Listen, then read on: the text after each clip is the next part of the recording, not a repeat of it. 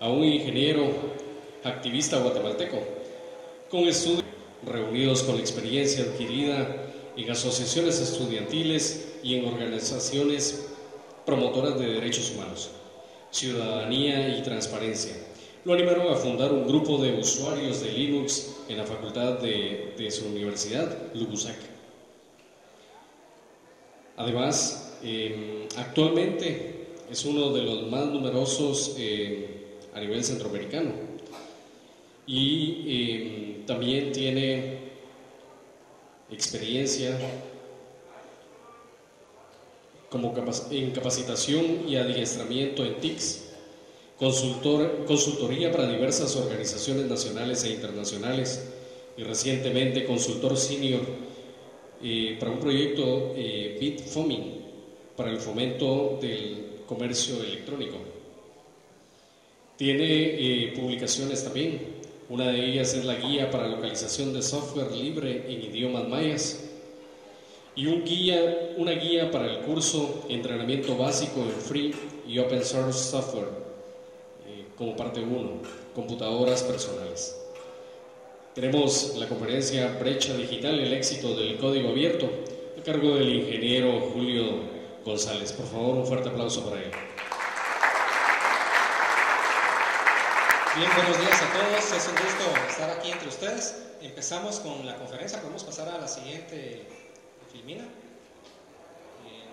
Está aquí el reclamo del copyright. Vamos a hablar un poquito de esto. Continuamos. Alguna explicación más detallada de la licencia bajo la cual fue liberada esta presentación, que es la Creative Commons Attribution Share Alike versión 2.5. Continuamos. Y para empezar vamos a ver un video que estoy seguro que casi todos ustedes conocen, que está en YouTube. Es un anuncio publicitario. Tenemos que dar clic al vínculo, por favor, porque no se abrió la ventana correspondiente. Y esto nos muestra un poco el pensamiento de IBM, como muestra el pensamiento de grandes empresas de la industria informática relacionadas con el tema del open source.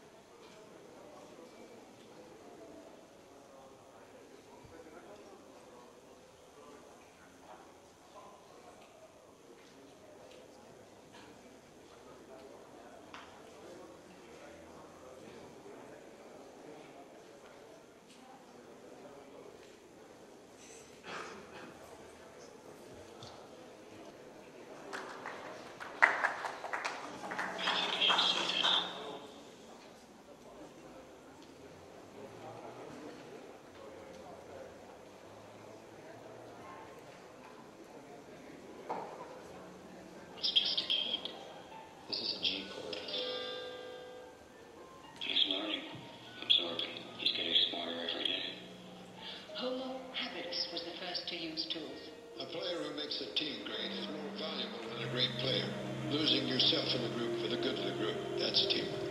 It's happening fast. We've always watched the stars. If you look at the sky, you can see the beginning of time.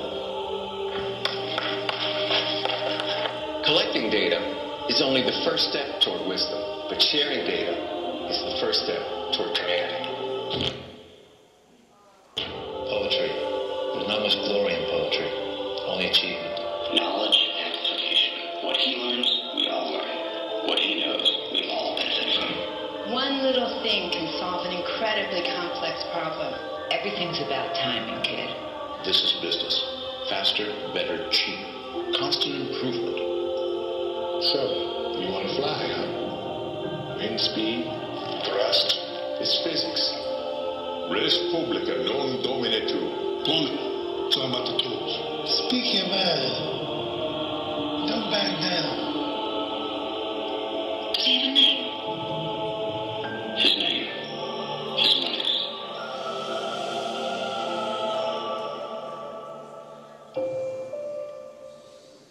Bien, regresamos a la presentación. Este es uno de una serie de anuncios de la empresa IBM que muestra muy bien el espíritu del open source. Y el espíritu es muchos conocimientos, muchos intereses, muchas formas de pensar, visiones del mundo, etcétera, reunidos en una comunidad, aunque aquí lo personalizan en un solo niño, ¿verdad? Pero reunidos de tal manera que todo en una buena sincronía y en una buena armonía pueden trabajar en conjunto. Continuamos con la presentación. Esta es la agenda para hoy. Continuamos.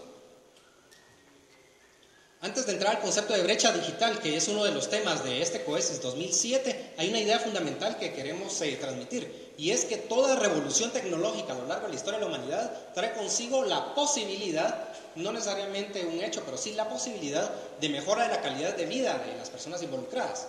Y a la par de esa posibilidad, también viene la posibilidad de que haya conflictos por satisfacción de necesidades y abusos de los fuertes hacia los débiles. Podemos pensar en 2 o 3 revoluciones tecnológicas a lo largo de la historia. Pensemos en el fuego, por ejemplo, el descubrimiento o la invención del fuego, que fue una de las primeras revoluciones tecnológicas. El simple hecho de tener fuego permitía mejor calidad de vida porque se permitía cocinar los alimentos, defenderse de animales salvajes, calentarse, bueno, calidad de vida en esa época. Aquel que no tenía fuego y que no podía compartir el fuego con quien sí lo tenía, para obtenerlo agredía al que tenía fuego. Y esa es la historia de la humanidad desde siempre. Luego con el neolítico, luego el ser humano dejó de estar en la fase de recolección y de cacería y pasó a la agricultura. Después vino la revolución industrial y actualmente todos asistimos a una nueva revolución tecnológica, la revolución informática o del conocimiento. Y hablamos de economías del conocimiento, de brecha digital, sociedad de la información. Y en esta época donde todos nosotros asistimos a una nueva revolución tecnológica, también se da la posibilidad de mejora en la calidad de vida y a la par de eso, la posibilidad de conflictos por satisfacción de necesidades y de abusos de los fuertes a los débiles. ¿Continuamos? Hagamos una primera aproximación al concepto de brecha digital. Una aproximación muy simple es la que tenemos del lado izquierdo, y es que es una expresión que hace referencia a la diferencia socioeconómica entre quienes tienen internet y quienes no lo tienen. Esta es una primera aproximación, como está aquí anotado, verdadera pero muy limitada. Una mejor aproximación es la del amigo que está al lado derecho, un investigador holandés llamado Jan van Dijk. Si quieren ver esa foto a todo color y alguna de sus presentaciones, la dirección web está en el extremo izquierdo de la Universidad de Twente de Holanda. Y él dice que hay 4 dimensiones en el problema este del acceso. 1, la motivación para acceder. Eso no tiene que ver con si tenemos o no tenemos internet. La motivación es algo intrínseco al ser humano. 2, el acceso material, la infraestructura física. 3, las competencias para el acceso. Todos conocemos gente que tiene internet y no sabe qué hacer con eso. Y finalmente, el acceso para usos avanzados. Esta es una mejor aproximación para explicar esto de la brecha digital. No es tan simple como la diferencia socioeconómica entre quienes tienen y quienes no tienen internet. ¿Continuamos? El Internet World Stats, de acuerdo a datos actualizados en el 2005, dice que hay 985 millones de internautas conectados, con la población mundial en este momento aproximadamente. ¿Cuántos seres humanos vivimos en este planeta en este momento? Alrededor de 6.000 millones de habitantes. De esos 6.000 millones, hay menos de 1.000 millones que están conectados. Y de esos 985 millones, con datos al 2005, aproximadamente el 70% vive en los países industrializados, que son los países que tienen el 15% de la población mundial. Hay una inversión entre los que tienen y no tienen el acceso a Internet. Como ejemplo, en Europa y Estados Unidos viven aproximadamente 500 millones de personas, conectados, de cibernautas, mientras que en África solamente hay 4 millones. Otro ejemplo de estas diferencias se manifiestan bajo diversas categorías. Hay diferencias entre hombres y mujeres, entre jóvenes y no tan jóvenes, entre la gente de la ciudad y del campo, entre los estatus sociales. Hay muchas diferencias y aquí es donde se manifiesta esto que estamos llamando brecha digital.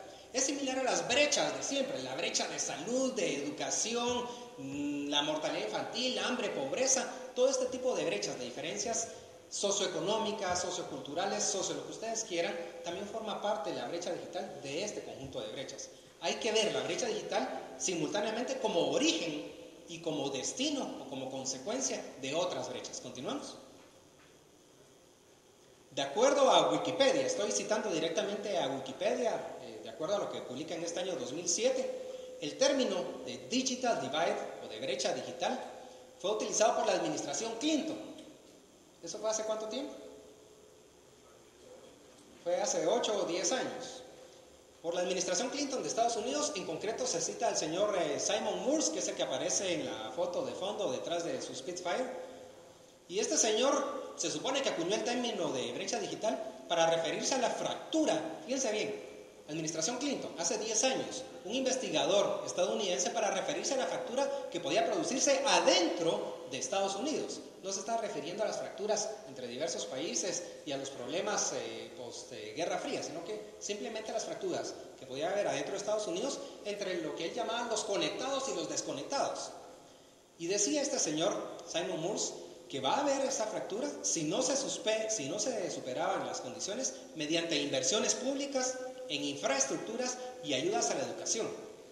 Iba a haber serias diferencias entre territorios, razas y etnias, clases y géneros. Eso se pensó en la administración Clinton, demócratas. Ahorita la administración es republicana, es otro el pensamiento, pero lo que quiero trasladarles a ustedes es que hace 10 años ya se hablaba de esto en Estados Unidos y se miraba como un potencial problema interno. ¿Continuamos? Una segunda aproximación también de Wikipedia, que es bastante mejor que la primera, que ustedes recuerdan que era el simple tener o no tener acceso a Internet. La segunda aproximación nos explica que los países del norte, nos referimos a Estados Unidos, Canadá, Europa, el primer mundo, son los principales propietarios y beneficiarios de la web.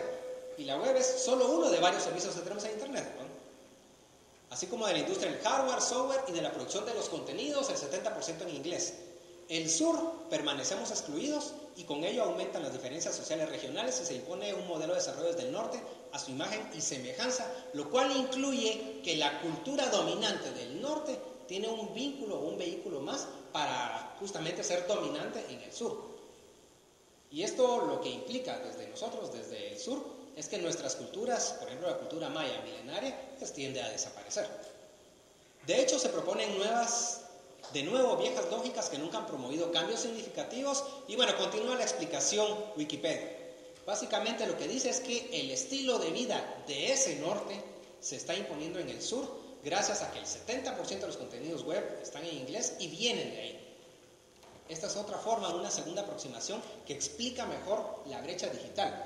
Nosotros, el sur de este planeta, no estamos a la misma capacidad del norte de producir nuestros propios contenidos para consumo propio y para consumo de la sociedad planetaria. ¿Continuamos? Empiezo a ver al éxito entonces. El tema de esta conferencia es el éxito del open source en el marco de la brecha digital. Ya con esto empezamos a verlo y para eso el primer tema es las posibilidades de localización. Previamente tenemos que diferenciar localización de internacionalización. Está escrito L10N porque al escribir localización hay 10 letras en medio de la L y la N, y está escrito I18N porque hay 18 letras entre la I y la N. La diferencia de los conceptos en materia de software es que se dice que un software está internacionalizado cuando está habilitado para trabajarse internacionalmente, y localizado cuando ya tiene la cultura local de lo que se quiere tratar. Por ejemplo, el software de procesamiento de textos. Cualquier software de procesamiento de textos que tenga la capacidad técnica de escribir de izquierda a derecha, derecha a izquierda, arriba a abajo, como son los diversos tipos de escritura en el mundo, porque no todo es caracteres latinos de izquierda a derecha como lo hacemos nosotros. Ese software que tiene esa capacidad está internacionalizado. Si no tiene esa capacidad, no está internacionalizado. Nos referimos simplemente a la capacidad. Pero aparte, si tenemos, por ejemplo, como realizamos con la Asociación Argos de Amigos de Lubusac, la traducción o la localización del software OpenOffice 1.1.4 en quiché, entonces justamente hablamos de que está localizado. ¿A qué se refiere con que está localizado? A que la cultura local, en este caso el idioma quiché, fue trasladado al software. Un software localizado, digamos guatemalteco, además de estar en español, debería tener como punto decimal el punto, y como separador de miles la coma, y como unidad de medida de moneda el quetzal. Si tiene estas características, está localizado al entorno guatemalteco, no solo tiene que estar en idioma español. ¿Estamos claros con la diferencia entre localización e internacionalización, ¿verdad? Aquí empezamos a ver el éxito porque el open source, es decir, el código fuente abierto, nos da la posibilidad justamente de localización y de internacionalización, porque cualquiera que tenga los conocimientos técnicos puede ver el código fuente, meterle mano a eso y localizarlo o internacionalizarlo. Con productos propietarios, con software de fuente cerrada, no podemos hacer eso aunque tengamos todos los conocimientos técnicos. Otro punto para empezar a ver el éxito del open source es los negocios basados en venta de servicios por encima de la venta de productos. Y esto nos lleva a platicar sobre el modelo de negocios basado en obsolescencia planificada. ¿Les es a ustedes familiar el término del modelo de negocios basado en obsolescencia planificada? Les voy a poner un ejemplo. ¿Recuerdan ustedes la época aquella cuando éramos patojos todos nosotros y usábamos Word 95? ¿Sí recuerdan esa época? Y recuerdan que un buen día se dejó de usar Word 95 y se empezó a usar Word 97. ¿Cuál fue la realidad de esa época? La realidad es que mucha gente tenía Word 95 y tenía resueltos sus problemas, tenía satisfechas sus necesidades de procesamiento de texto. Pero siempre había algún amigo que estaba con lo último y que tenía Word 97. El amigo que tenía Word 95 podía en un disquete enviar los documentos al amigo que tenía los documentos en Word 97. Y aquel que tenía Word 97 podía acceder a estos archivos. Pero si el amigo que tenía Word 97 le enviaba su archivo de Word 97 al que tenía la versión 95, el que tenía la versión 95 no lo podía abrir. No había compatibilidad hacia atrás con el mismo software. Ese es un ejemplo del modelo de negocios basado en obsolescencia planificada. Se planifica que el software se vuelva obsoleto para obligar a los usuarios a comprar nuevas versiones de software. Está muy ligado al modelo de negocios de venta de productos, no de servicios. A quien se dedica a esto, lo que les interesa es venderle cosas, no venderle servicios ni resolver sus problemas, venderle cosas. Otro modelo de negocios basado en obsolescencia planificada, pero platiquemos ahora de hardware. Todos ustedes tendrán apachurrando cucarachas por ahí alguna máquina Pentium 1 en su casa. O 486. ¿Sí? Esa máquina, digamos Pentium 1 que está ahí, ¿sirve, funciona, sí o no? Funciona en el sentido de que usted oprime el botón, el disco duro se accede, el RAM funciona, el procesador no está dañado, funciona. Pero no sirve en el sentido de que ya no les da servicio con el software actual, aunque la máquina siga estando ahí. Si son ustedes los directores de, por ejemplo, un colegio privado que durante varios años hizo inversión para tener el laboratorio de cómputo y tiene 40 máquinas Pentium 2, y ahorita le dicen, mire jovenazo, dice que esas sus 40 máquinas las tiene que reemplazar, porque el otro año si no está con Windows Vista, usted no está en la onda, ¿verdad? Y el Pentium 2 no aguanta correr un Windows Vista. ¿Está usted en capacidad como director del colegio de hacer una inversión de 40 máquinas por $500, de $20,000 de este año al otro para cambiar todo su parque de computadoras? Entonces usted es una víctima, como director del colegio, es una víctima del modelo de negocios basado en obsolescencia planificada. Sus máquinas Pentium 2 funcionan, pero ya no le sirven porque no puede usarla para correr el software actualizado a esos muchachos que quieren aprender a ratonear y chatear y todo esto, ¿verdad? Ese modelo de negocios basado en obsolescencia planificada es parte de lo que nos viene del norte y realmente no tiene sentido, es un contrasentido intentar jugar ese juego acá en el sur. Y aquí nuevamente empezamos a ver el éxito con el modelo de negocios basado en la venta de servicios, no en la venta de productos, sino que en la venta de servicios. Lo que tenemos no es obsolescencia planificada, sino que de hecho hay obsolescencia, pero como resultado de una evolución natural de la tecnología. Sin embargo, aunque hay una evolución natural de la tecnología, no quedan inservibles, no quedan en desuso las máquinas viejas, el hardware viejo. Nuestra inversión, ¿recuerdan ustedes cuánto costaba una 486 en la época de las 486? Costaba $2,000. Hoy bueno, Pentium 4 ya es obsoleto, ¿verdad? Pero una máquina Core 2 Duo, ¿cuánto cuesta hoy? cuesta $500, $600. Hay una diferencia marcada, y si usted mira el costo de oportunidad y empieza a hacer sus cálculos financieros y mete los contenidos que aprendió en el curso de Ingeniería Económica, valor presente, valor futuro y todos esos inventos, se da cuenta que ha perdido mucho si no le puede seguir sacando el jugo y sacarle provecho a esa máquina de $2,000 que compró hace algunos años. Nuestra realidad, jóvenes, aquí en el sur, es muy distinta a la realidad en el norte. Y no se trata de victimizarnos, es decir, pobrecitos de nosotros. Se trata de utilizar la inteligencia y la capacidad que cada uno de los aquí presentes tiene por sus estudios en ingeniería, y de utilizar el paradigma del open source o del software libre para que esto nos sirva a nosotros. El software libre, como el software propietario, como la economía, como cualquier cosa que ha sido inventada por el ser humano, es justamente un invento del ser humano. Y depende del ser humano tomar los inventos y ver qué hace con ellos. Continuamos a ver el éxito. Hay posibilidades de empleo local sin fugas de capital por licencias y consultores. Sigamos con el ejemplo de las licencias. ¿Cuánto le va a costar a este amigo director de colegio adquirir las licencias para sus 40 máquinas para Windows Vista el próximo año?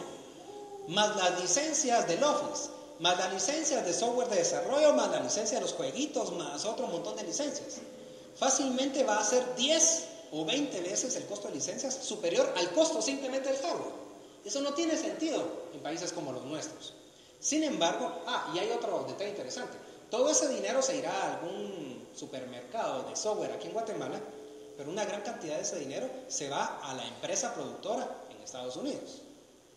Es otro contrasentido que países pobres, y no voy a victimizar, simplemente voy a reconocer la realidad, países pobres como el nuestro estén haciendo grandes esfuerzos para que nuestro dinero se vaya a transnacionales de software. Y si estamos, sobre todo, en la administración pública, tiene sentido que el IVA, los impuestos que todos nosotros pagamos, se vaya para financiar transnacionales de software. Aquí podemos ver nuevamente el éxito del software libre, porque hay posibilidad de empleo local sin fugas de capital. Si usted tiene software libre, usted puede dedicarse a hacer un negocio con el software libre que usted tiene, no como un producto en su mano, sino como un conocimiento en su mente. Usted puede ir y ofrecer soluciones basadas en software libre, en open source, donde usted no vende el producto, la licencia, el CD. Usted vende el servicio de capacitación, de desarrollo a la medida, de integración, todo lo que hace un ingeniero en sistemas. Y cuando le paguen a usted, ese dinero le queda a usted, no se va a una empresa transnacional de software. Empezamos a ver el éxito, ¿verdad?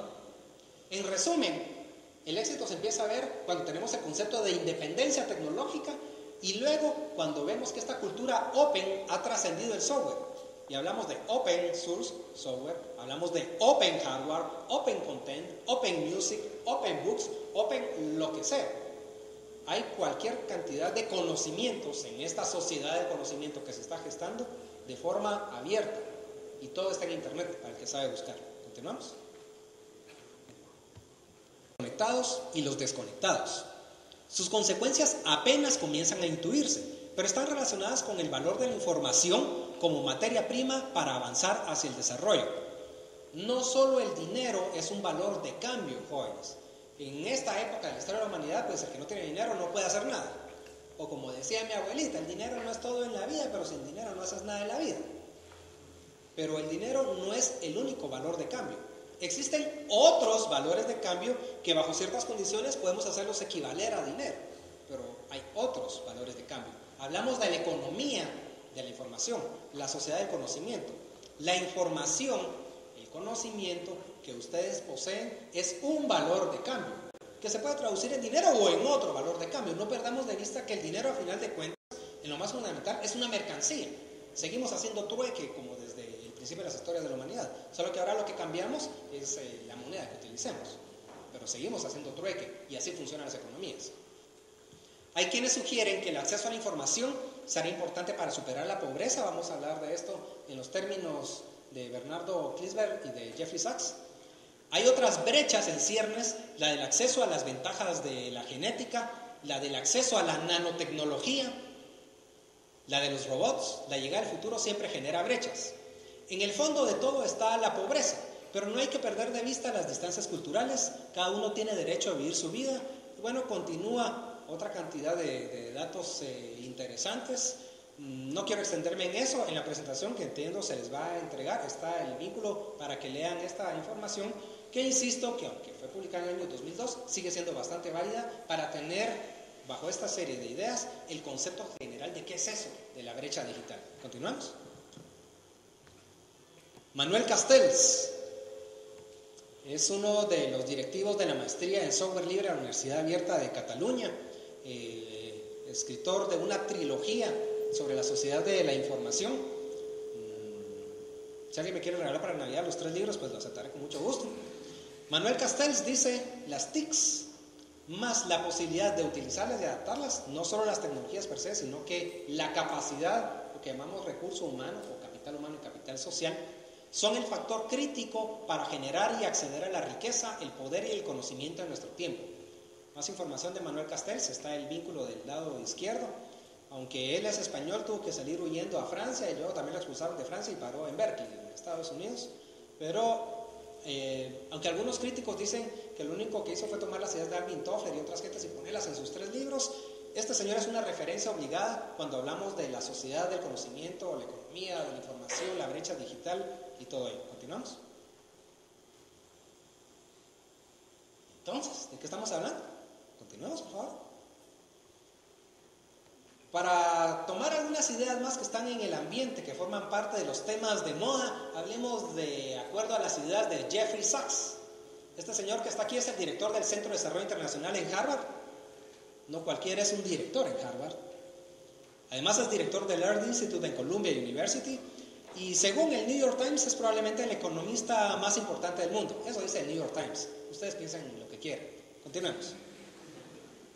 De acuerdo a Jeffrey Sachs, con la revolución tecnológica de la informática, la computadora, lo que hemos llamado, con la revolución industrial que se dio en el siglo XVII-XVIII, la otra revolución la vamos a ver más adelante con Bernardo Klinsberg.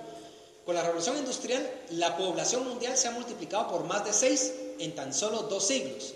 Si hacemos una gráfica para ver la población del mundo, de todo el planeta, desde los inicios de la historia de la humanidad, es una curva que en este tiempo va para arriba, es exponencial. En 200 años, ¿cuánto se supone que tiene la humanidad de haber aparecido? Hay muchos datos sobre eso. Les voy a cambiar la pregunta. ¿Cuánto tiempo tenemos hacia atrás de información de la humanidad por las pinturas rupestres y todo eso? ¿Desde cuándo se tiene idea y se puede empezar a escribir la historia? Aproximadamente unos 6.000 años. Aceptemos 6.000 años, 5.000 años. De esos 6.000 años se multiplicó por 6 la población mundial en solo 200 años. Los más recientes. Hablemos de 1800 a 2000. Y en esos 200 años la renta se multiplicó por 9. Fíjense bien, la renta se multiplicó más de lo que se multiplicó la población mundial. La enorme distancia que separa a los países ricos de los pobres es un fenómeno nuevo, un abismo que se ha abierto durante este periodo de rápido crecimiento económico. En el año 1820 era tan fácil, morirse de una indigestión en Londres como lo era en Guatemala, como lo era en Chicago, como lo era en Pekín. Hoy definitivamente no es así. Esta revolución industrial, a la par de traer posibilidades de calidad de vida, nos ha traído posibilidades de conflictos, nos ha traído posibilidades de problemas y nos ha traído otras posibilidades no muy agradables, como sí lo es la calidad de vida. ¿Continuamos? Y después de la revolución industrial, que Jeffrey Sachs explica muy bien en su libro Para vencer la pobreza, tenemos a Bernardo Klinsberg, más cerca de nosotros, uruguayo, asesor del BID de Naciones Unidas sobre política social, consultor de varios gobiernos, y dice él que en América Latina la pobreza es derrotable. ¿Continuamos?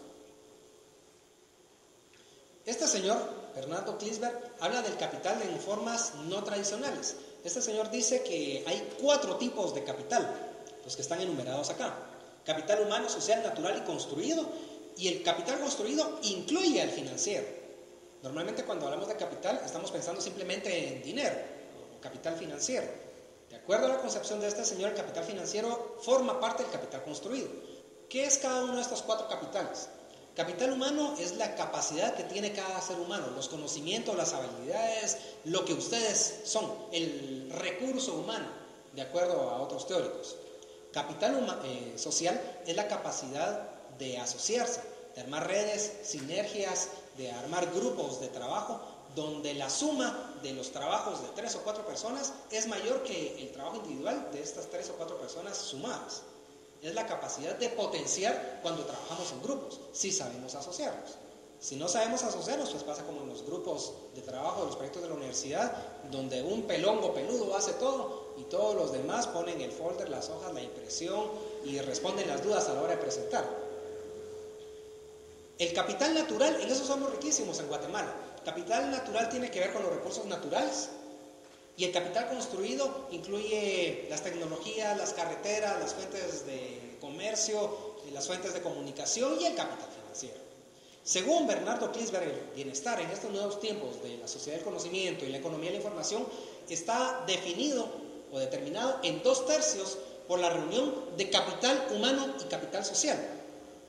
Es decir, el bienestar en 2/3 va a estar definido por la gente, no por las cosas ni el dinero. Y solo 1/3 por lo tradicional, que es lo construido y lo natural. E insisto que para el caso de Guatemala somos riquísimos en materia de capital natural. Que lo tengamos mal aprovechado es otra cosa. Es un problema, ese mal aprovechamiento de los recursos naturales es un problema de capital humano y de capital social, justamente. Esto nos cambia el panorama. De acuerdo a Bernardo Klinsberg, nuevas naciones, nuevas potencias van a surgir si saben armonizar el capital humano y el capital social para que este ser humano organizado, instruido, capacitado, motivado, sea justamente capaz de hacerse los inventos que tenga que hacerse para manejar el capital natural y el capital construido. ¿Continuamos? Entramos al punto del código abierto después de habernos posicionado en nuestro planeta. Y aquí también hay una idea fundamental. Toda creación humana, incluyendo el software, trae consigo la posibilidad de relaciones entre personas, individuales o colectivas. Es decir, puede relacionarse Juan y Pedro o la empresa XYZ con la empresa Alfa, Beta, Omega con la organización de gobierno ZYJ. Y junto con esta posibilidad hablamos de formas de relacionamiento humano que como son un acto consciente, es decir, el ser humano se relaciona de manera natural, pero también el ser humano se relaciona de manera consciente. Es consciente que se está relacionando con otros seres humanos y elige con quién relacionarse y con quién no. Y como son un acto consciente, también son un invento del ser humano. Ustedes se inventan a sus amigos. Ustedes eligen con quién tener amistad y con quién tener cualquier tipo de relación. Las relaciones humanas, a mi modo de ver, también son un invento del ser humano. A diferencia de la relación entre el resto de los animales, ¿no? Abrir o cerrar el código es fundamentalmente una forma de relacionarse con las personas. Si ustedes abren o cierran el código que producen, es una forma de relacionarse con la gente que va a utilizar este código, ya sea en forma de binario o en forma de código. Si el código está cerrado, pues están cortando la relación con sus usuarios porque simplemente no pueden leer su código. ¿Continuamos? Y entra en escena este señor, creo que todos habrán escuchado de él o lo habrán visto en alguna oportunidad, el señor Richard Matthew Stallman. Si este peludo nos lo topamos aquí en la Reforma, salimos huyendo, ¿verdad? Porque nuestras condiciones mentales están acondicionadas para tenerle miedo a este ícono, a esa imagen. Pero este señor, este peludo gordo mal vestido, no es cualquier marihuanero que nos encontramos en la Reforma. Este señor es una eminencia, es un físico de Harvard, sacó su bachelor en Harvard. No cualquiera estudia física y no cualquiera estudia en Harvard. Además de ser físico de Harvard, estudió por ahí hacia el año 1973, también es un científico de computadoras del MIT. No cualquiera es un científico de computadoras y no cualquiera del MIT. Creo que todos sabemos de qué estamos hablando, ¿no? Este señor acuñó el término free software haciendo énfasis en el término libertad y no en el término gratuidad de la palabra free. Free en inglés se traduce tanto libre como gratis. Él habla de free speech, de free software, libertad de expresión, por encima de free beer, de cerveza gratis. Aunque vamos a ver que una de las consecuencias del software libre es que también sea gratis, en su forma práctica. La historia que se cuenta es que este señor estaba trabajando en el laboratorio, creo que de inteligencia artificial del MIT, cuando una impresora a cada rato se atascaba. Entonces dijo, voy a escribir algún código para que cuando se atasque me avise, porque el problema es que la impresora está en no sé qué nivel y cuando yo subo sucede que lo que mandé a imprimir no se imprimió, sino que está todo atascado. Entonces voy a hacer un script ahí para que la misma impresora me mande algún aviso a mi pantalla, así yo sé que se atascó y no tengo que perder tanto tiempo, sino que subo y la desatasco. Obviamente tuvo que pedirle el código al fabricante de la impresora para saber cómo funcionaba la impresora. Si no tenía el código no sabía cómo funcionaba esa cosa. Y lo que hizo el fabricante de la impresora fue pensar antes de tomar la decisión de si le cedía o no le cedía el software, el código. Y el fabricante dijo, bueno, este señor es mi cliente, entonces vale la pena que le dé el código para que él resuelva su problema y que siga siendo mi cliente. Pero como es un científico de computadoras y esta gente se pasan el código por todos lados y lo comparten todo, si le doy el código va a ser natural que más adelante ese mismo código lo tengan mis empresas competidoras y yo no quiero que haga eso. Entonces le voy a dar el código, pero voy a obligarlo a cambio de ese código que firme un Non-Disclosure Agreement, un acuerdo de no revelación donde se comprometa a no compartir el código con nadie. Cuando se le propuso a Richard Stallman, para él fue un problema ético, porque él como académico, como científico, él es una persona abierta a compartir los conocimientos, no a cerrarlos. Y esta anécdota fue la que lo lanzó a crear la Free Software Foundation, a acuñar el término Free Software y toda la historia que viene de los años 83, 84, 85 en adelante. En mi opinión particular, la mayor genialidad de Richard Stallman no es ser físico ni científico de computadoras. La mayor genialidad de este señor fue emplear los formalismos legales de su país para contraponerlos a los intereses que los generaron. Para decirlo en buen chapín, fue un huizache excelente. Continuamos.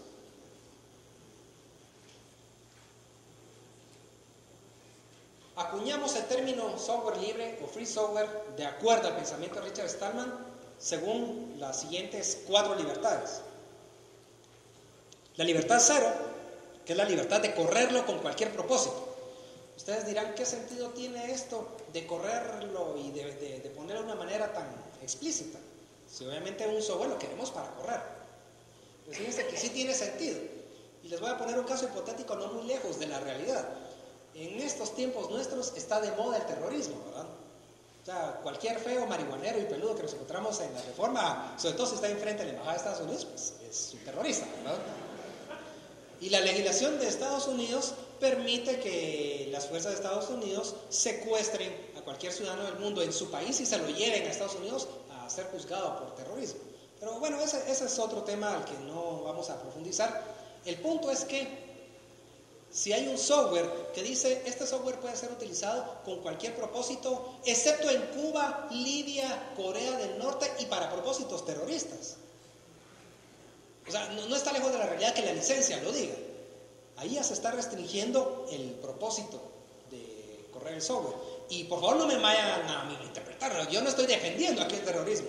Lo que quiero decir es, ¿quién dice si los propósitos son terroristas o no? ¿Sí? O sea, si voy a cometer un acto terrorista, que se me juzgue por el acto terrorista que cometo, no porque yo pensaba, o porque yo creía, o porque tengo planta de terrorista. ¿Sí? Y estoy poniendo ese tema porque es un tema de moda. El punto es que tiene sentido especificar la libertad 0. La libertad de correr el software con cualquier propósito. La libertad 1 es la libertad de estudiarlo y adaptarlo. Esto es algo así como que ustedes abren o desarman su automóvil para ver cómo funciona. ¿Qué se requiere para poder estudiar y adaptar el software? Acceso al código fuente. Es una característica fundamental del software libre, hay que tener acceso al código fuente. Y esto normalmente es para beneficio propio. La libertad 2 es la libertad de redistribuirlo para beneficio del vecino. Esto es lo que en términos comunes llamamos piratería. Sin embargo, de acuerdo al software libre, el compartir el software no es piratería. Las licencias que están atrás del software libre no solo permiten, sino que animan a que se reproduzca el software por todos lados. Y al redistribuirlo, y luego con la libertad 3, al publicar versiones modificadas que benefician a la sociedad, Por ejemplo, al publicar una versión modificada de OpenOffice al quiché, se beneficia a la sociedad y se puede hacer cobrando o de gratis. Es decir, yo puedo traer el software OpenOffice 1.1.4 en quiché y vendérselo a cualquiera de ustedes en $5. Eso lo permite la licencia y no tengo que pedirle permiso a los creadores de OpenOffice. Además, ustedes pueden tomar lo que yo les vendí en $5 y venderlo en $50,000. Y yo no les puedo alegar a ustedes nada, porque ustedes tienen el derecho legal y formal de acuerdo a la licencia de hacerlo. Pero también cualquiera de ustedes puede ir y venderlo en 5 centavos o regalarle por todos lados a cualquier gente. De ahí que, aunque no tenga que ser gratis el software libre, una consecuencia natural es que se vuelve gratuito. Porque siempre va a haber alguien que lo regale y alguien que lo venda caro. ¿Con quién van a ir ustedes? Y si son ingenieros que tienen que resolver problemas, van a ir con quien les venda servicios de acuerdo a las necesidades y a la resolución de los problemas de la institución en la que trabaja. El modelo de negocios basado en evolución continuada y no en obsolescencia planificada. En la venta de servicios y no en la venta de productos. En tener soluciones y no en causarse problemas. ¿Continuamos? Los resultados de esta filosofía del software libre, de acuerdo a Richard Stallman, socialmente son que el desarrollo es transparente, se da a conocer lo bueno, lo malo y lo feo. Por eso es que, como toda creación humana, el software pues tiene sus imperfecciones y el software libre, al igual que el propietario, tiene sus bugs, pero por eso es que cuando se encuentra un bug, las soluciones se dan muy rápido. En el caso del software propietario, cuando hay alguna imperfección por ahí, hay que esperar el próximo Service Pack, que obedece las condiciones de mercado. El próximo Service Pack es liberado normalmente cuando hay una cantidad de bugs suficientes para liberar el Service Pack, o sea, de bugs corregidos. No tiene sentido que haya un Service Pack cada 2 o 3 días, aunque cada 2 o 3 días se le encuentren errores a ese software. O sea, obedece a condiciones de mercado en la forma tradicional del mercado de vender productos, no de vender servicios. Los resultados se comparten. Cualquiera puede formar parte de la comunidad, no hay prohibiciones. No hay que tener 3 o 4 bachelors para entrar a los laboratorios de, qué sé yo, alguna empresa o alguna institución en particular. Si usted tiene los conocimientos y tiene la capacidad de relacionarse con otras personas similar a usted, usted entra a la comunidad de desarrollo de cualquier software que sea libre. Es la forma en la que se trabaja socialmente. Y la reputación se basa en compartir, no en ocultar. El estatus no está acá por si yo cambié mi BM de este año por un Mercedes del próximo. La reputación está en qué tan bueno es mi software y para eso tuve que haberlo compartido. El mecanismo para ganarse el respeto no es el tradicional. Algunas creaciones de Richard Stallman para difundir estas ideas. Bueno, primero una institución, la Free Software Foundation, luego el proyecto GNU, que es un acrónimo recursivo que significa GNU is not Unix. ¿Por qué? Porque en esa época él entendía que para que estas ideas permearan en todo el mundo, lo fundamental era tener un sistema operativo, si no las computadoras no funcionaban. Entonces dijo, el mejor sistema operativo que existe en este momento, técnicamente hablando, es Unix. Sin embargo, tiene una licencia restrictiva. Entonces voy a hacer un Unix libre, un Unix que no sea Unix. Y de ahí el nombre del proyecto GNU, para crear este sistema operativo libre. Y además creó una licencia, la GPL, General Public License, y junto con ellas algunas que la acompañan. La Lesser General Public License, particularmente para acompañar librerías o bibliotecas, y la licencia de documentación.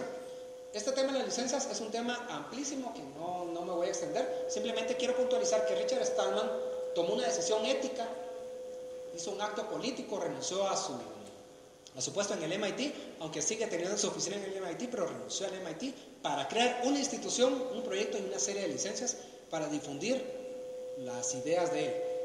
Básicamente, las ideas obedecen a una concepción y es que el conocimiento, dice él, el conocimiento debe ser libre, porque si el conocimiento no es libre, entonces cualquier poderoso, ya sea poderoso militar, poderoso económico, poderoso político, pero cualquier poderoso va a poder apropiarse de ese conocimiento y gozar de la calidad de vida que puede brindar ese conocimiento. Y lo restringe a quien no tenga el poder económico, militar, político o lo que sea. El ejemplo más patente en estos días nuestros es el montón de africanos que se están muriendo de SIDA, no porque no haya medicinas para darles tratamiento, sino porque no tienen plata para comprar las medicinas. Claro que nos lleva a la discusión de la inversión y desarrollo en ciencia farmacológica y que hay que recuperar la inversión. Nos lleva a una gran discusión. Pero lo que queremos plantear acá, que es la idea de Richard Stallman, es que, dice él, todo conocimiento debe ser libre para beneficio de la humanidad, no debe ser privatizado, dice él. Algunos estamos de acuerdo, otros no lo estarán. Para una completa comprensión de la filosofía de este movimiento, pues está aquí la cita en español y continuamos. Este es un mapa conceptual muy bonito. Explicarlo me llevaría alrededor de 15 minutos, no lo voy a hacer. También está la cita de la fuente de esta imagen, pero nos explica qué es esto del software libre en cuanto a lo que provee, acumula, tiene y demás. La herramienta de mapas mentales o de mapas conceptuales es buenísima para poner en poco espacio gráfico muchas ideas enriquecidas. ¿Continuamos? De acuerdo a la historia, Richard Stallman empezó a tener algunos problemas, porque después de hablar de todo lo que he hablado en Estados Unidos, en Boston, Massachusetts, es muy natural que hayan salido más de alguna voz que le dice: ese peludo es un comunista, es contrario al espíritu americano, es un antiempresarial, y bueno, otro montón de cosas.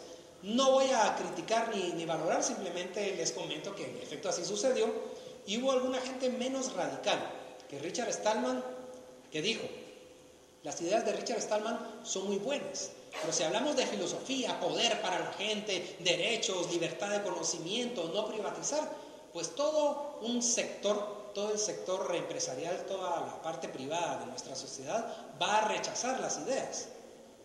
Y al rechazar las ideas, va a rechazar también el excelente modelo de desarrollo de software que viene con estas ideas.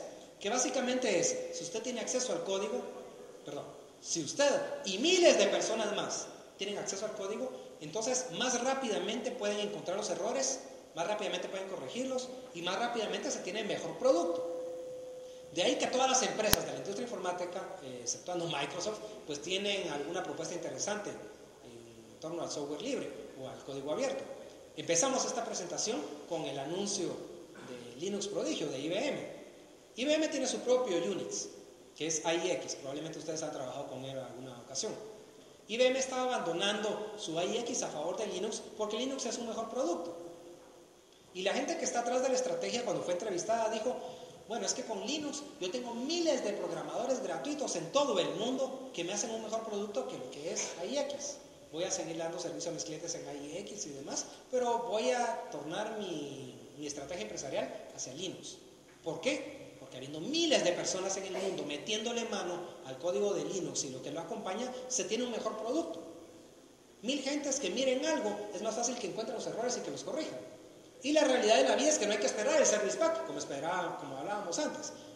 Se ha dado que alguien encuentre un bug, lo publica en internet y 2 o 3 horas después están todos los hackers ahí viendo cómo lo compiten y lo mejoran y lo componen, y 2 o 3 horas después algunos de los hackers publican la liberación de ese bug, la corrección de ese bug, y se arregló el problema.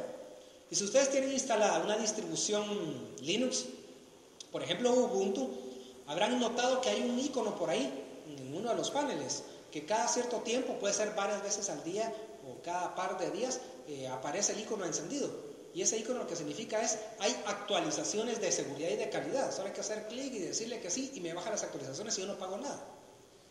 En el mundo propietario también hay actualizaciones de seguridad, que es lo que acompaña a los service pack o los patch, y que dependiendo de la licencia puede ser que esté incluidos o puede ser que haya que pagar, y puede ser que también los bugs no se corrijan porque no son rentables de acuerdo al modelo de negocios de la empresa que fabrica el software. Entonces es un modelo distinto. No estoy acá en contra del negocio, por favor no me vayan a malinterpretar con eso. Estoy a favor del negocio, pero me gustaría mucho que todos ustedes sean empresarios y hagan plata para ustedes y no para transnacionales de software. Eso es más fácil hacerlo con software libre, con código abierto, que con código cerrado.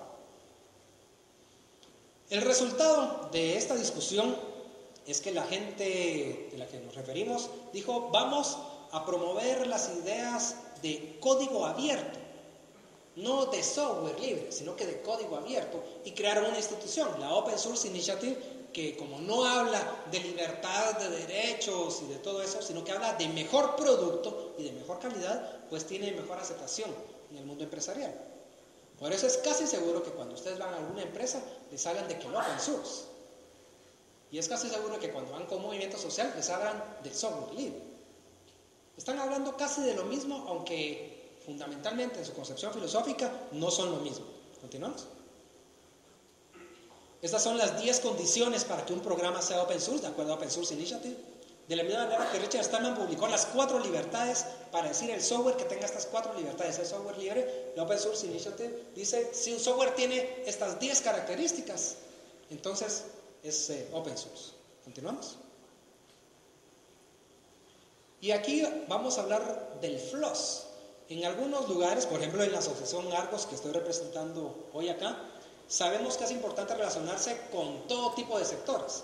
Y como no nos queremos pelear con nadie, pues hablamos de free software y también hablamos de open source software. Y cuando hablamos del free software hacemos énfasis en lo gratuito, en lo libre. De ahí que tomamos las iniciales free, libre y open source software y decimos FLOSS. Así no se enoja la gente que comulga con el software libre y tampoco se enoja la gente que comulga con open source. Nosotros decimos nos relacionamos con todo. El hecho de ser libre en el sentido de Richard Stallman permite, como ya demostramos, que una posible consecuencia es que además sea gratuito. ¿Continuamos?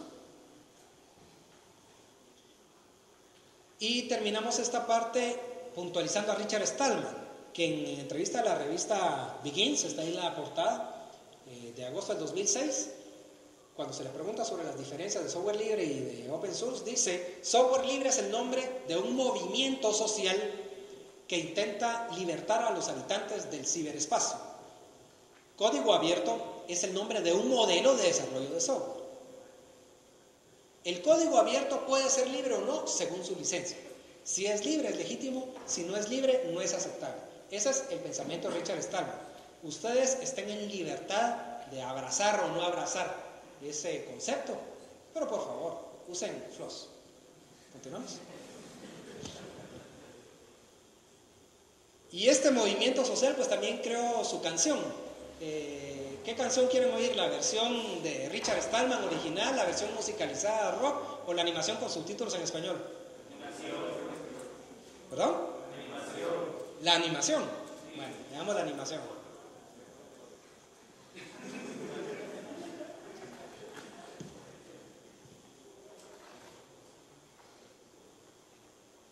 Please join us now and share the software. You'll be free, hacker, you'll be free. Borders can get piles of money, that is true, hackers, that is true, but they cannot help their neighbors, that's not good, hackers, that's not good. When we have enough free software at our call, hackers at our call, we'll kick out those dirty licenses evermore, hackers evermore. Join us now and share the software. You'll be free, hackers, you'll be free. Join us now and share the software. You'll be free, hackers, you'll be free.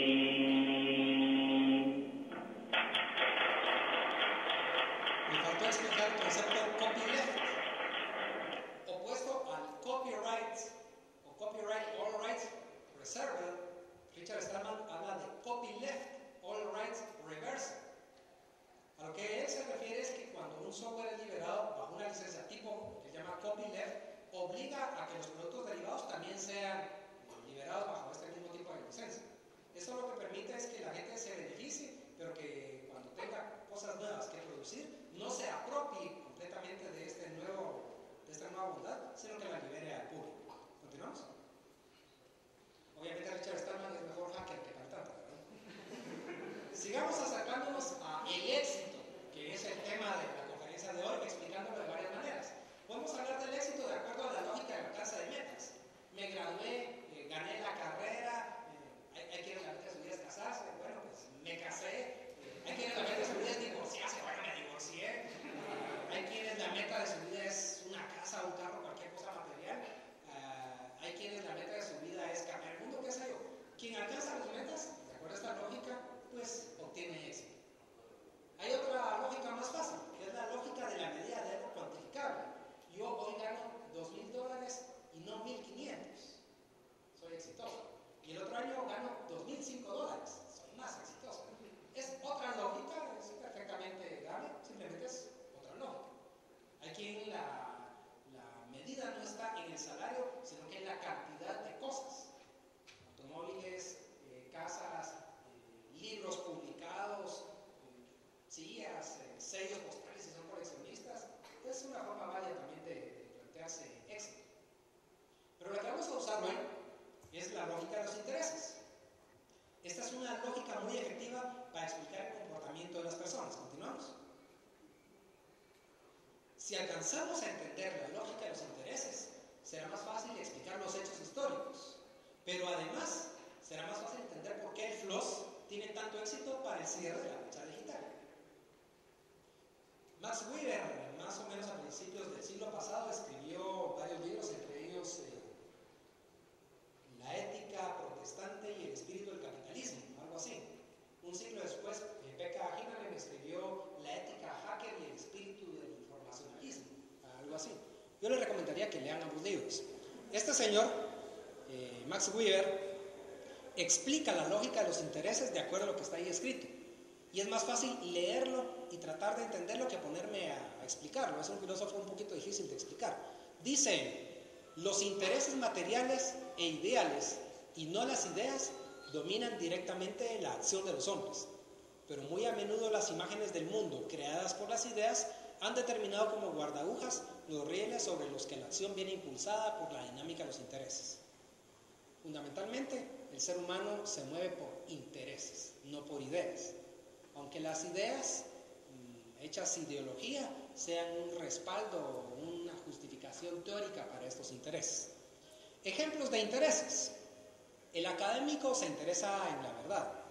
Un académico, un físico nuclear que está descubriendo la radiación e inventándose nuevas formas de fabricar detonantes para bombas nucleares, por ejemplo, es un académico y él no se plantea, de acuerdo al modelo más puro de la lógica de los intereses, él no se modela un mundo donde esta bomba que él está construyendo va a matar a personas. No se mete a ese problema ético. Simplemente tiene un interés que es descubrir la verdad o inventarse la verdad, hacer un nuevo detonador, por ejemplo, fuera del dilema ético.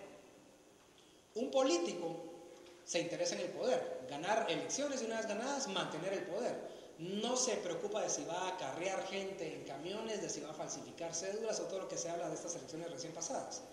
Independiente del problema ético que podemos hacer la discusión, pero no la vamos a hacer, el político fundamentalmente se interesa en el juego del poder. Un comerciante pues se interesa en la ganancia. No le importa si vende computadoras, libros, drogas, pornografía infantil.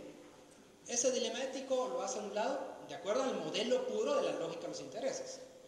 Todos los presentes y también los ausentes actuamos de acuerdo a la lógica de los intereses, acercándonos a uno o a varios de estos o de otros modelos, dependiendo de la situación, la relación, las personas, la situación. El ser humano es muy complejo. El ser humano no se ajusta a un modelo puro, de acuerdo a la lógica de los intereses. Hay otros tipos de interés que vemos en la siguiente filmina. El campesino tendrá sus intereses, el universitario, el docente, sobre todo si es docente sancarlista, el sindicalista, el religioso, el activista, el científico, el periodista, el ingeniero.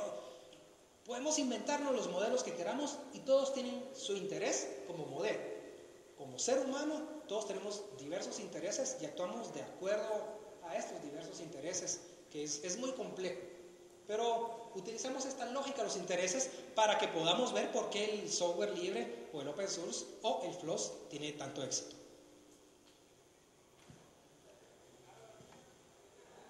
Vamos a hablar entonces del éxito analizado desde la lógica de los intereses.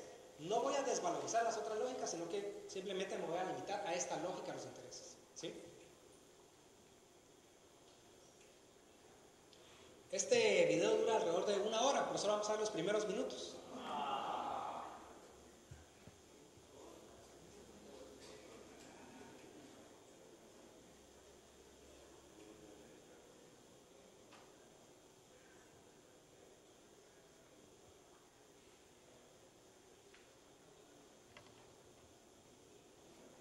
Estamos explorando la lógica de los intereses, ¿verdad?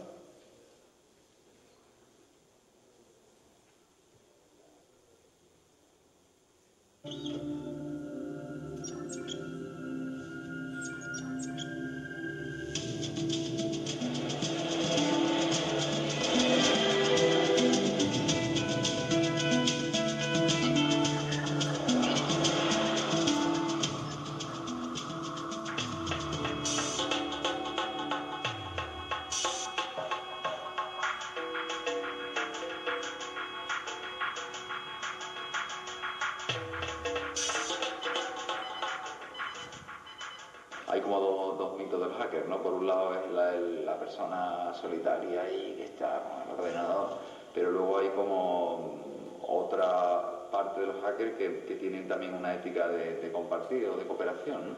Y para mí un hacker es un científico, ¿no? Es una persona que sigue un método científico para descubrir algo. Es una persona, sobre todo, creadora, que no se conforma con lo que ha aprendido, ¿no? Sino que le gusta experimentar, sobre todo eso. Y muy importante es dar el mensaje de que los hackers son creadores, no son destructores de nada.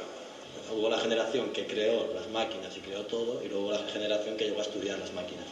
Entonces esa generación era muy inquieta, le gustaba saber las cosas por sí mismos, y de ahí viene el concepto de meterse en sitios y tal, porque se metían en los laboratorios, se metían en las máquinas, en horas cuando no había nadie, miraban. Alguien que tiene curiosidad por saber lo que no se ve, ¿no? Y entonces por investigar y por conocer cómo están hechas las cosas. Pero hay tantas definiciones. Nosotros entendemos como hacker a alguien que corta por lo sano. Y dice esto no, y esto sí. Entonces nosotros hacemos eso. Cortamos por lo sano. ¿Y qué cortamos? Las hipocresías. El palabra significa hack, que es como que corta cosas con machete, ¿no? Así como hack. Es hack en inglés, no significa esto. Y creo que supongo es un poco, en vez de planificar todo así y invertir mucho tiempo en planificando, es cuando te pones ya a crear. El hacker no es un niñato que va por la calle con la camiseta de AC/DC escuchando en los cascos y se pone en el ordenador de repente y hackea. No, los hackers son gente que estudia, que tiene muchos conocimientos y que los usa o bien para encontrar errores en los programas o bien para otras cosas. Por un lado, la prensa durante muchísimo tiempo ha estado metiendo la idea, la relación directa entre vandalismo, límites con la delincuencia, ¿no? Y la palabra hacker. Solo por el hecho de tener miedo, la ignorancia, ¿no? Produce ese miedo, ¿no? a alguien que tiene esos conocimientos. Se ha acabado relacionando la palabra de tal manera que en la mentalidad de la sociedad intrínsecamente va ligada, ¿no? Y eso no tiene nada que ver con la realidad. Acabamos de ver la introducción al video, ahorita empieza el video, pero ¿es suficiente? Vamos a dejarlo ahí. ¿Es suficiente para que plasmemos en nuestras mentes cuáles son los intereses de los hackers? Regresamos a la presentación. ¿Continuamos? En lo técnico, una persona que sigue el método científico para descubrir algo, persona creadora, que le gusta crear, alguien que tiene curiosidad de investigar, conocer, que estudia, que tiene muchos conocimientos, es lo que nos dice el video que acabamos de ver. El floss es la opción natural para los auténticos hackers. La calidad técnica de la que hemos hablado brevemente se garantiza por la apertura del código. ¿Continuamos? El floss satisface los intereses de los creadores de tecnología, de las personas creadoras. No voy a hablar de las empresas, los creadores fundamentalmente. También puede ser de las empresas, pero vamos a los creadores directos, los hackers, ustedes. ¿Por qué? Porque al satisfacer sus intereses, pues los motiva más para hacer mejor software. ¿Continuamos? En lo económico, podría hablar muchísimo, pero voy a hablar 2 o 3 cosas. El costo es menor o nulo por adquisición de software, ya sea por licencias y actualizaciones. hay amplia extensión de la vida del hardware, de acuerdo a lo que hemos platicado, hay posibilidad de costo nulo dadas las comunidades de software libre que existen y costo mínimo de mantenimiento. De acuerdo a PC Magazine, todos conocen la revista, no es muy buena, pero es bastante popular. La PC Magazine en el año 2002 indicaba que el rendimiento de los servidores de archivos e impresión con Samba, que es un software libre, es 100% mayor que el de Windows 2000 y los clientes gestionados son hasta 4 veces más. En el mismo año 2002, Robert Francis Group mostró que los administradores pueden manejar, es decir, que un administrador perfectamente capacitado puede manejar de 40 servidores Linux, en contraste a solo 10 servidores Microsoft, la misma calidad de profesional. Y aquí vale decir que hay tantas publicaciones a favor como en contra, depende quién financie la investigación. Lo que yo les diría a ustedes es que todos los que hoy defendemos el software libre éramos gente que antes usábamos software no libre. Y un día decidimos probarlo y nos quedamos con el software libre. Así que como hackers que son ustedes, los invito a que se pongan a hackear el software libre y también el propietario, a ver si pueden hackear el propietario y después decidan con cuál se quieren quedar. Voy a dejarlo ahí por tiempo porque ya me marcaron el semáforo. Continuamos. El punto aquí, jóvenes, es que el FLOSS también satisface los intereses de los consumidores de tecnología, sean estos individuos, organizaciones, empresas. Continuamos. En lo político hay mucho de qué hablar, pero voy a citar simplemente al señor Joseph Weizenbaum, también del MIT. Huyó de la época de la Alemania de Hitler, se radicó en Estados Unidos, me parece que en Pensilvania, y dice lo que está ahí.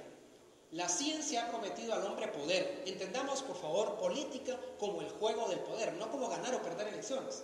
Ganar o perder elecciones forma parte de la política, pero la política es el juego del poder. La capacidad de hacer, no hacer, decidir, el ser sujeto y objeto del propio desarrollo de uno mismo.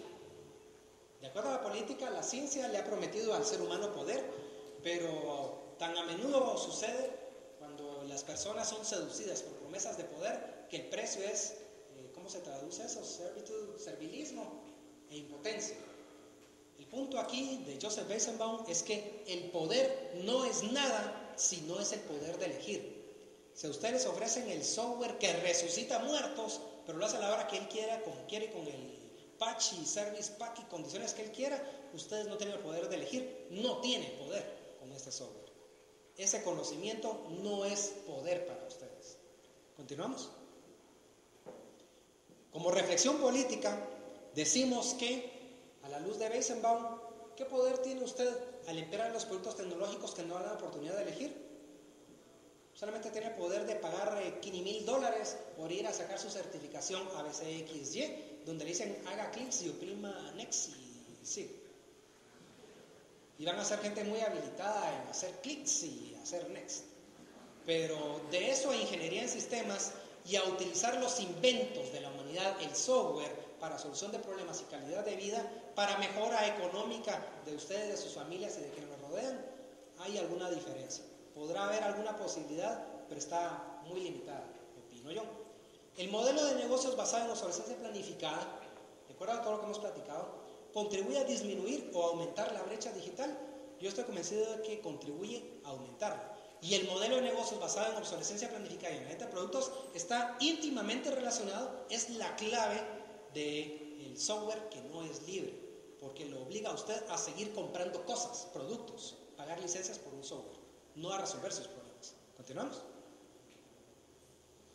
Un análisis profundo que no vamos a hacer demuestra que el FLOSS satisface los intereses de todo tipo, excepto obviamente los intereses de quienes desean imponer dependencia tecnológica. Como comentario, me gustaría decir que el software libre o el FLOSS también satisface los intereses de aquellos que ni siquiera saben que esto existe. Por ejemplo, el Magisterio Nacional. Y me gustaría hacer una reflexión en torno a las políticas públicas que hay en este país en torno al Magisterio Nacional, la adquisición de computadoras, tecnología para educar y todo eso. No la voy a hacer porque ya me pasé del tiempo, pero básicamente me gustaría dejar en la mente de ustedes de que dar una computadora con software de oficina no es tener software educativo. Yo no digo que esté mal el software de oficina, digo que eso no es una resolución, no es una clara política pública que apuesta a las tecnologías de información y comunicación para una sociedad distinta, sino que básicamente es una estrategia de mercado de Microsoft muy bien abrazada por nuestro ministerio. Pero lo valoro positivo desde el punto de vista de que da acceso al hardware. De otra manera, como son las políticas actuales, sería más difícil que los maestros tuvieran acceso al hardware. Hay que valorar todo en su justa dimensión. Está bien el acceso al hardware, pero no se está dando acceso al software educativo y a los conocimientos que acompañan para un nuevo modelo de educación. ¿Continuamos? En conclusión, y ahora sí, continuamos.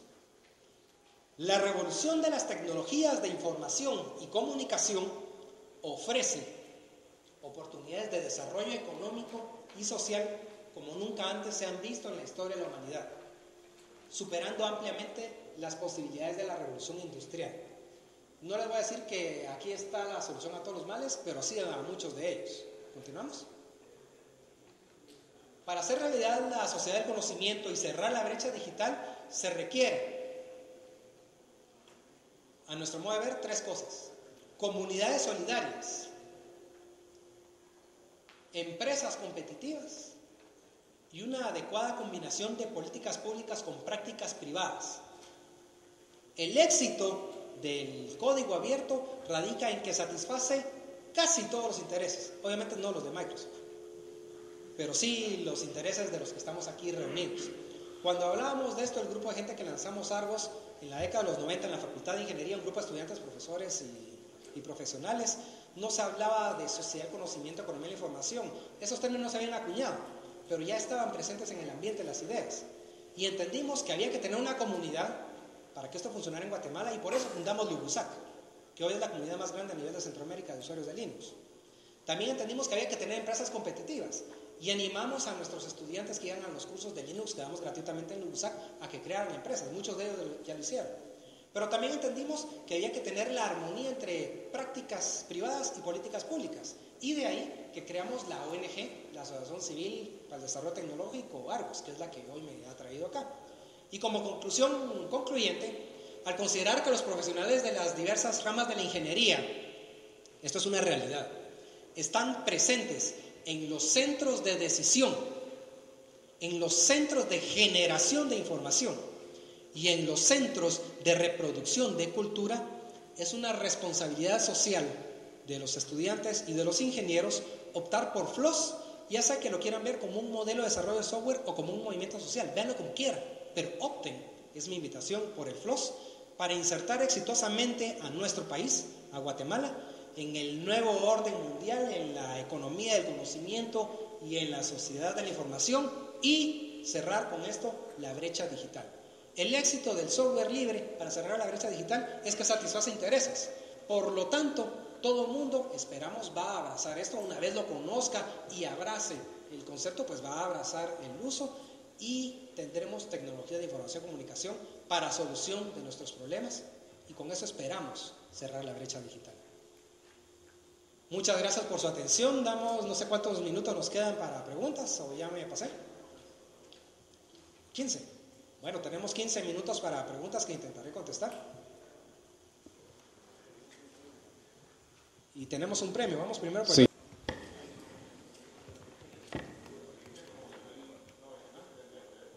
Correcto, muy bien. Entonces tenemos aquí a un finalista. Vamos a tener una serie de finalistas. Por favor, no perdamos de vista. Perfecto.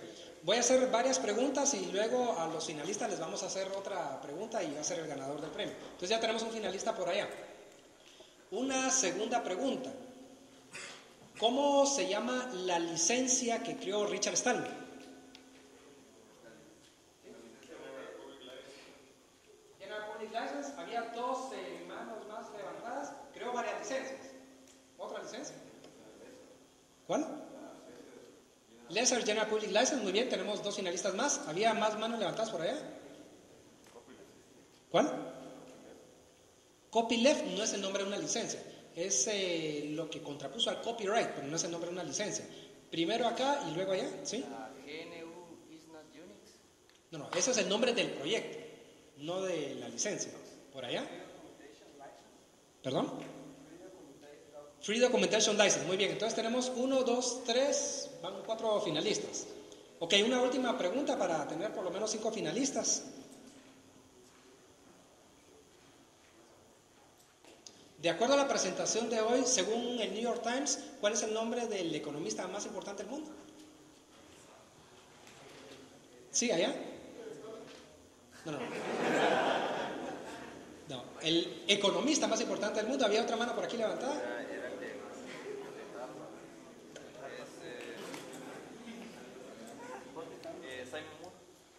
No. Simon Moore fue el que acuñó el término de brecha digital. ¿Había otra mano por allá? ¿Sí? Manuel Castells es un español que salió huyendo del gobierno de Franco, se fue a Francia. No, el economista. Manuel Castells es sociólogo, no es economista. ¿Sí? Es el director de un instituto de Harvard, ¿pero cómo se llama? Apellido Sachs, ¿quién lo dijo? Muy bien, Jeffrey Sachs. Entonces tenemos ya los 5 finalistas. Por favor, pasen aquí al frente. Los finalistas, por favor, acá al frente. Bien, vamos a hacer algunas preguntas más. La dinámica es siempre levante la mano. El primero que levanta la mano, si contesta bien, se queda. Si contesta mal, se va. Y los que no levanten la mano, pues se van.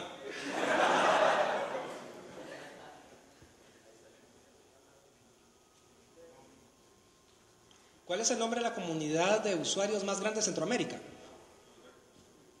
Bien, se queda uno. ¿Había otra mano levantada? ¿Cuál era la otra mano levantada? Ok, y los demás no levantaron la mano. Entonces los que no levantaron la mano regresan a su lugar. Y vamos a hacer otra pregunta sin levantar la mano, a viva voz. ¿De acuerdo? El primero que responda correcto a viva voz se queda.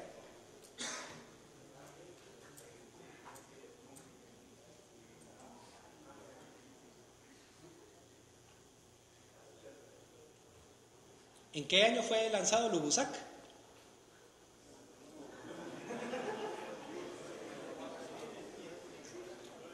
Eso no lo dijimos, fue en 2001. Está bien. Otra pregunta.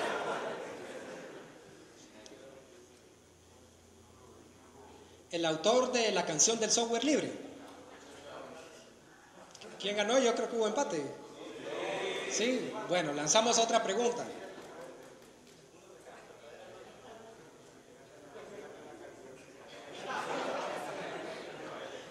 El nombre de la entidad que me trajo hoy aquí. ¿Quién lo dijo primero? ¿Izquierda o derecha? ¿Hay acuerdo o no hay acuerdo? ¿Izquierda o derecha? ¿Izquierda o derecha? Bien, vamos a dejar a los dos de ganadores entonces. Muchas gracias por su participación.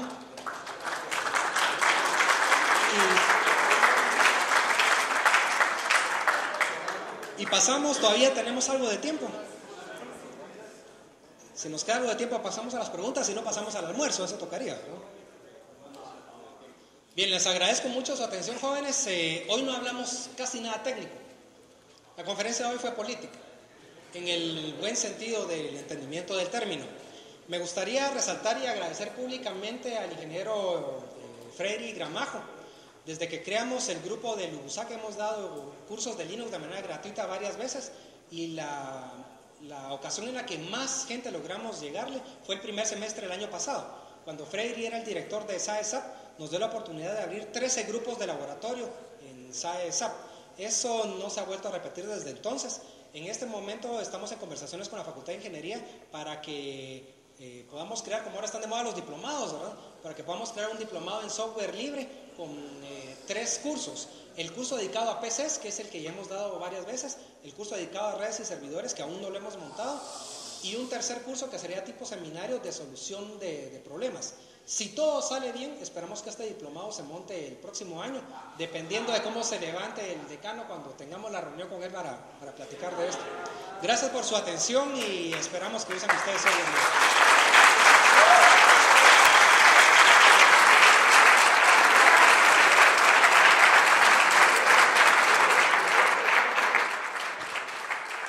Y bien, agradecemos la presencia acá del ingeniero Julio González en el 7º Congreso COESIS 2007. Hacemos entrega de un pequeño reconocimiento por su participación. Muchas gracias. Un fuerte aplauso, por favor, para él.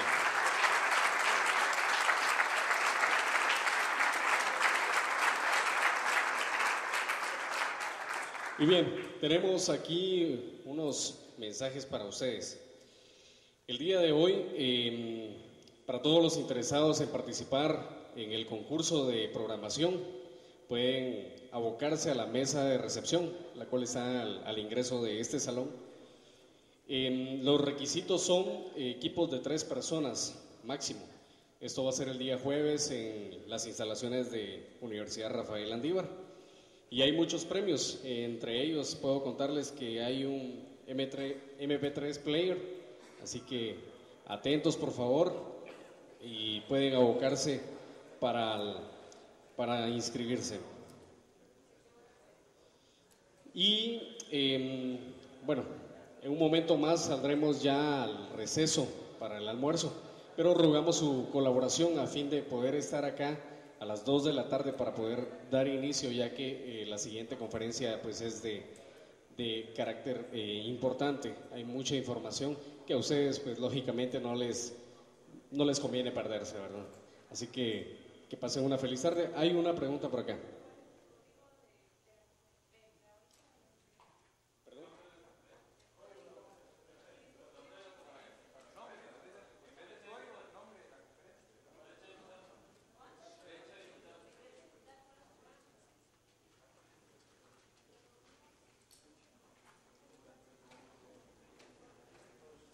Asimismo, me están informando que al ingreso a este congreso les entregaron una boleta de calidad, la cual rogamos que sea llenada y entregada al personal que se encuentra en la mesa de recepción.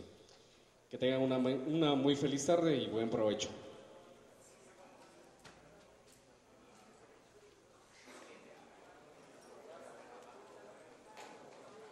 Herrera Cajabón, él es el encargado del área de